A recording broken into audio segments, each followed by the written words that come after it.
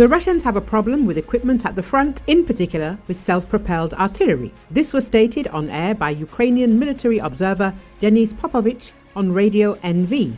These processes began a long time ago. We have been hearing for a couple of years that the enemy uses towed artillery more than self-propelled artillery. Although self-propelled artillery is now one of the key elements, it allows for the mobile use of artillery weapons and early withdrawal from counter-strikes and drone attacks. The second thing that has been around for a long time is that the enemy lacks MLRS. First of all, large caliber ones, not Grads, but Eurogans and Smerches, Popovich said. In addition, according to the Observer, Russia has long been short of armored vehicles, in particular infantry fighting vehicles. It is not for nothing that the enemy is now using improvised means. Now there is more and more information that private transport is being requisitioned from the local population, and the enemy is trying to attack on these Zhiguli, Tavria passenger cars. Moreover, before the new year, we saw a video about the enemy attacking on electric scooters. There is even such a thing at the front. There are especially many such cases in the Donetsk region, in particular near Toretsk. Therefore, they are saving armored vehicles, and saving is always evidence of a deficit, Popovich added. Recently, it became known that Russian and Ukrainian forces launched separate but simultaneous attacks on different fronts in the Kursk region. As Forbes analyst David Axe writes, one attack may have been intended to prevent the other, but the results of those attacks will not be visible for several days. Did the Ukrainians know that the Russians were coming? Did the Russians know that the Ukrainians were coming?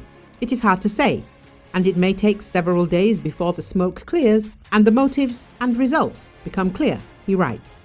The Ukrainians advanced just under 2 miles, but it remains to be seen whether they can consolidate and hold their positions, the analyst noted. At the same time, the Russians launched a massive armoured attack, targeting the northwestern edge of the Kursk salient near the villages of Malaya, Lokhnia, Leonidov and Sverdlikovo. The attack involved troops from the 155th and the 810th Marine Brigades and the 106th Airborne Division, with about 40 vehicles involved, making it the largest since the Ukrainian invasion. At the same time, as Axe notes, the Russians have been predictably attacking the Kursk salient with the same brigades and regiments in the same areas since October. At the same time, the Ukrainian attack struck a section of the front line that had been relatively quiet recently, and therefore could have been more unexpected. Some Russian channels have been warning recently about a Ukrainian buildup near Kursk and a possible offensive, says Rob Lee, an analyst at the Foreign Policy Research Institute. But the buildup appears to have been far enough away from the potential offensive that the Russians have not been able to prepare a special defense. In addition, the Ukrainian offensive was led by sapper vehicles and armored trucks, and combat vehicles were used for transportation, disembarking infantrymen and then returning to the main Ukrainian line. This carousel technique, combined with powerful radio interference, could minimize Ukrainian losses from drones, although it would not eliminate them completely, the analyst notes.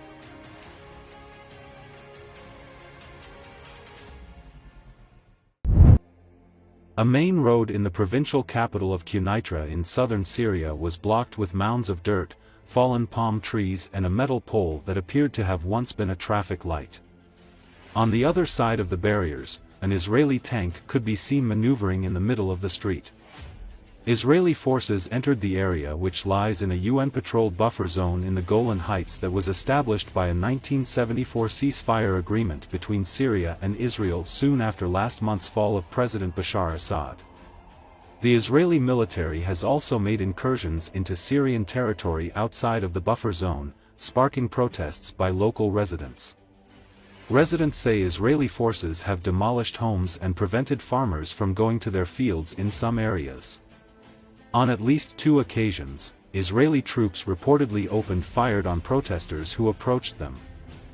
Residents of Kyivra, a seemingly serene bucolic expanse of small villages and olive groves, say they are frustrated, both by the Israeli advances and by the lack of action from Syria's new authorities and the international community. Renata Fastas said Israeli forces had raided local government buildings but had not so far entered residential neighborhoods. Her house lies just inside of the newly blocked-off area in the provincial capital formerly called Bath City, after Assad's former ruling party, and now renamed Salam City. She said she was afraid Israeli troops may advance further or try to permanently occupy the area they have already taken. Israel still controls the Golan Heights that it captured from Syria during the 1967 Mideast War and later annexed. The international community, with the exception of the US, regards it as occupied.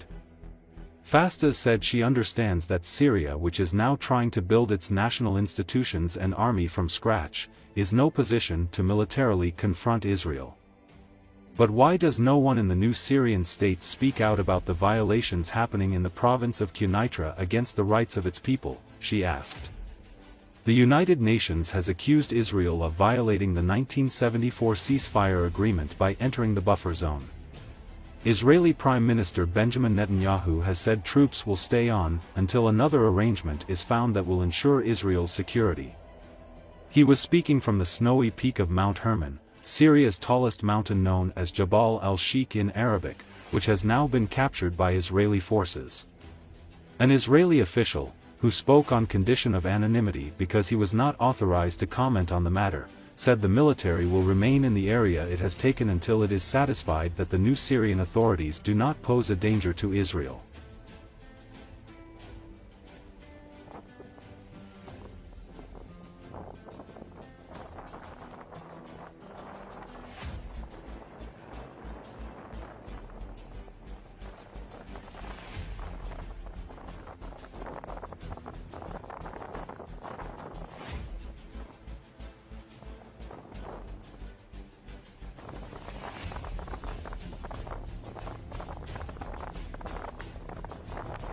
أول ما سقط النظام ب8 الشهر فاتت الدبابات الإسرائيلية وأخذوا مثل ما شايفين مبنى المحافظة، استولوا عليه. طبعا فاتوا كذا مرة على مدينة خان أرنبة، على الدوائر الحكومية بقلب مدينة البعث، ما فاتوا على الأحياء السكنية بس كثير جاوزوا خطوط، وصلوا تقريبا لنص البلد.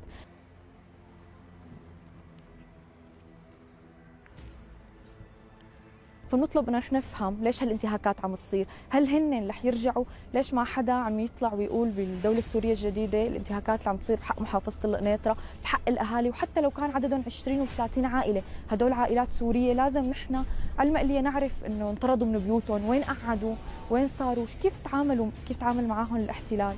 فاكيد نحن يطلع بيان رسمي بالاهالي القنيطرة يفهمون الوضع.